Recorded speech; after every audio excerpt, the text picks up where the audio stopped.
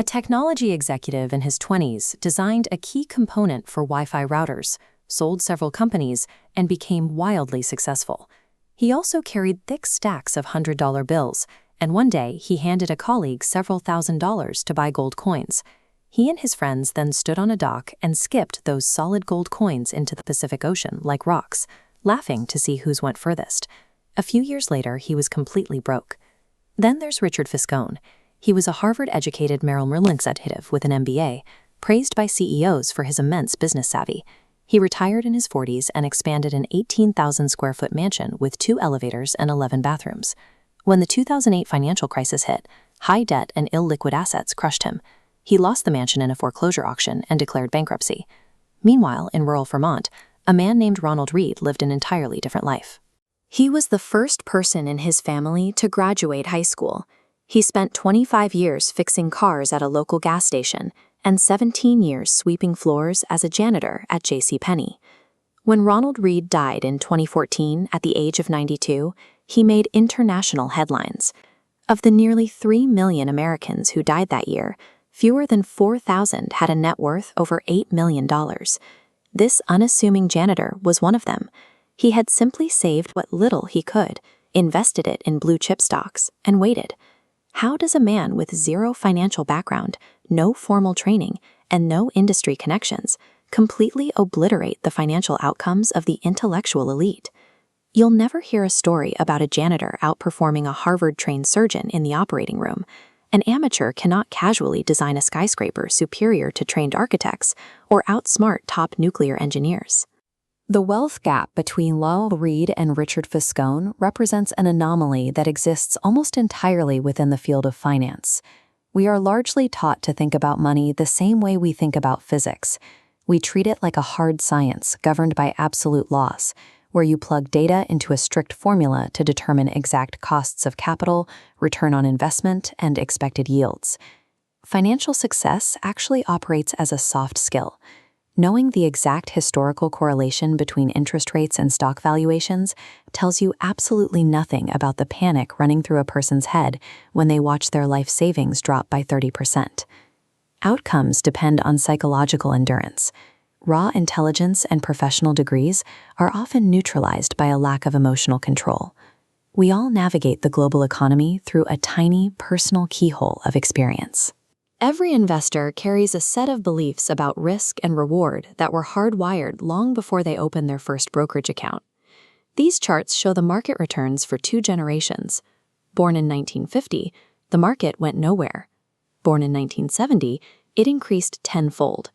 This permanent baseline difference dictates how they perceive risk. One leans heavily toward cash, while the other aggressively favors stocks. Spreadsheets cannot model the emotional scars left by the Great Depression.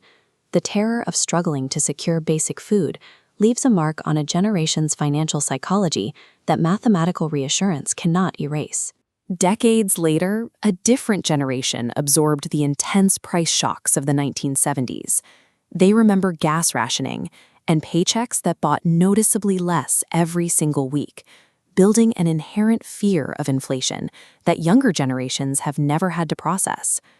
This microscopic sliver of personal history represents less than 0.1% of global economic record, yet for the individual, it ends up dictating 80% of how they believe the world works. We routinely judge the financial habits of others. Take lottery tickets. Americans spend more on them than movies, video games, music, sporting events, and books combined.